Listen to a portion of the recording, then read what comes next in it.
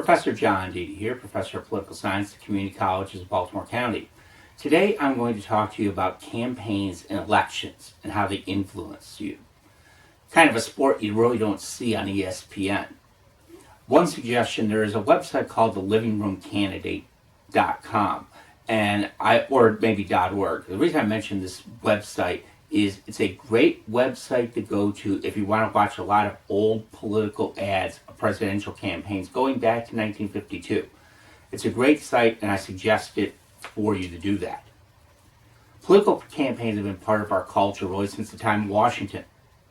Negative ads were run in 1800s using newspapers against Jefferson and against John Adams.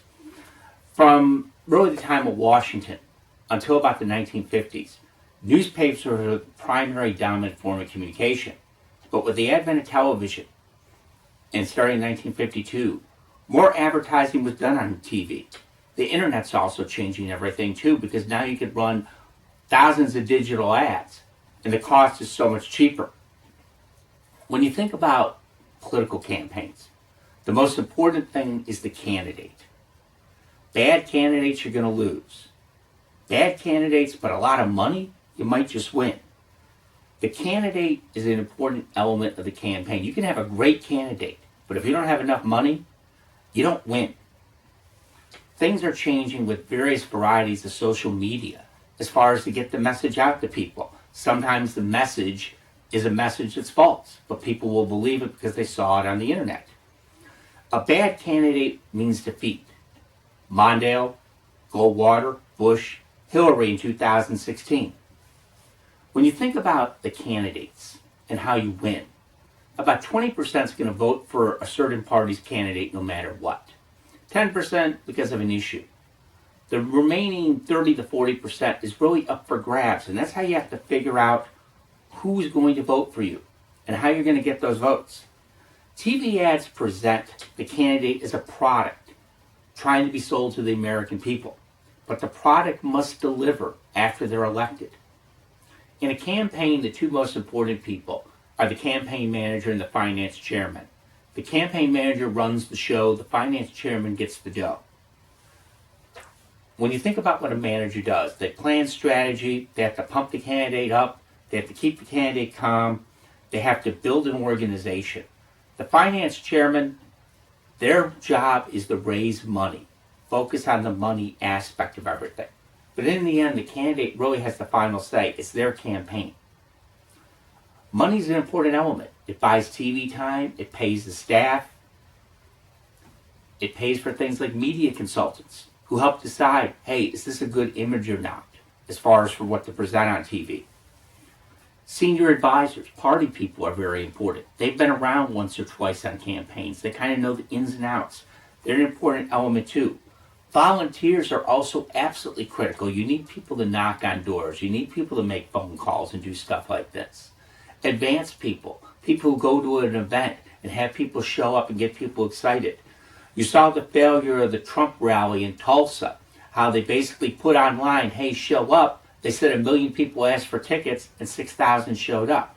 You want to make sure that if you're advertising an event, that you get some good data and information. Make sure you're not getting pranked. That's a very important element because campaigns love to play practical jokes like that on other candidates. The goal in a campaign is to have one big positive event every day, something you can focus on, hang your hat on, and say, here's what the news is focusing on. Because the news cycle is 24/7. There are certain things that most candidates should not do in public. Sometimes drinking alcohol is seen as a negative connotation. Swearing, smoking, losing your temper. There's a certain way a candidate should act and present themselves. I've often said for a candidate, if you make a mistake, admit it right away. Don't let it linger. Say you did it, say you're apologizing, say you did it. If you're going to run for office, admit your mistakes the day you announce. Get it out of the way. Voters are not looking for a reason to vote for you. They're looking for a reason to vote against you. And if the day before the election they find out something that is seen bad about you, it's a reason not to vote for you. When you think about President Obama, when he ran for office, by the time he announced for president, everyone already knew that he had experimented in drugs when he was younger. People knew the negative things about him. So when people kept bringing that stuff up during the campaign, the attitude was like, oh, we've heard that one before. That's old news. Until 1980, half-hour TV ads were prominent. You only had really 3 major stations, but with the advent of cable television and more cable channels and more places to reach out, it also gave more viewers a chance to watch different things. Now, in a campaign, a 30-second ad or a 1-minute ad is considered good. At times, candidates used to run 5-minute ads and people would watch them because we don't have a remote control to change the channel. You're stuck with what you're watching. You don't want to get up to change it. The shorter the ad, the better. The old theory, keep it simple, stupid. You have long ads, people are looking for something else to watch. TV can influence us with pictures and various visuals. In 1992, Bill Clinton appeared on the Arsenio Hall show and got a great deal of media attention, also appearing on MTV. A theme works well. Reagan said, are you better off now than you are 4 years ago? Bill Clinton focused on, it's the economy, stupid. In 1952, the Republican Party first ran ads for President Eisenhower. In the early era, the ads were mostly positive, friendly. But starting in 1964, with the famous Daisy commercial used against presidential candidate Barry Goldwater, you saw negative ads. And negative ads work. People say they hate them. And here's why negative ads work. People will remember a negative experience longer than a positive experience. Negativity sells. If you get a 98 on a test, you don't remember the questions you got right. You remember the question you got wrong. Negativity sticks. Bill Clinton gave a famous quote one time, that people would rather vote for someone who is strong but wrong than weak but right. People do like strength. One free advice if you ever work on a campaign, when the paychecks stop, it's time to get out. The candidate's not going anywhere. Candidates have to avoid at times saying stupid things. Hillary Clinton talked about deplorables. Obama talked about bitter people with guns. Jimmy Carter talked about lusting in his heart. Sarah Palin, running for vice president in 2008, looked stupid when she was interviewed by Katie Couric. Debates have a powerful influence. But in odd way, debates are for losers. And what I mean by it is this. The candidate that's losing wants a lot of debates. The candidate that's winning doesn't want any because they're already winning. People focus on the negativity of a debate as far as not saying something stupid. You want to get through a debate without making a mistake. People don't remember brilliant eloquence. They remember stupid things. In 1960, Richard Nixon had a bad makeup job. Kennedy looked tan, rested, and ready. In 1976, Gerald Ford made a serious faux pas when he talked about the Soviet Union not dominating Poland. Michael Dukakis, in 1988, was cold in an answer when talking about rape. Dan Quayle was no Jack Kennedy. In 2008, John McCain came off as angry and hot. A candidate's personality can play an important role. Kennedy and Reagan had charisma. Nixon was known as Tricky Dick. TV ads convey an image a candidate must live up to. Why is the cost going up so much on campaigns? So much is at stake. There are more voters you have to reach out to, more outlets to reach out to. In 1980, you had 3 TV state networks to reach out to.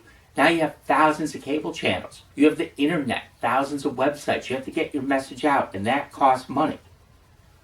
Modern day campaigns are largely controlled by the candidate-centered campaigns, focusing on electing the candidate more than electing the party. Bill Clinton was very good at this. Bill Clinton at times criticized Democrats in 92. Reagan rarely referred to himself as a Republican. In a campaign, issues are important, and often the one issue, a wedge issue, can decide a campaign. People may be split 50-50 on a candidate who to vote for, but a wedge issue that divides people can often move an election one way or the other. It's not where you stand on an issue sometimes. It's how you respond to an attack. Never leave an attack go unanswered, because the longer it's unanswered, the more people believe it. You have to respond quickly to any type of attack. A good candidate can lose an election.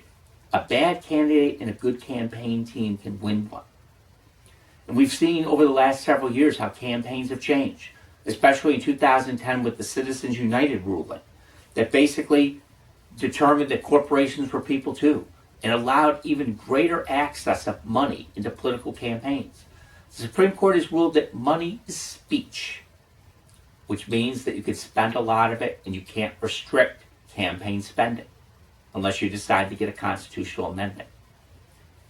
Final thing about campaigns. I suggest to everybody out there to get involved and participate in campaigns. They're fun. I've done them in the past. It's a great deal of excitement, frustration, joy, and heartbreak all in one. Some years you have a great year. Other years, the year is absolutely awful and your candidate or your party isn't going to do well. But it's a great education, a great opportunity to meet people and get involved in the system. Most importantly, when it comes to participating in campaigns and voting, if you don't vote and you don't participate, don't bitch about what happens on election day. Most importantly of all, take care. Have a great day.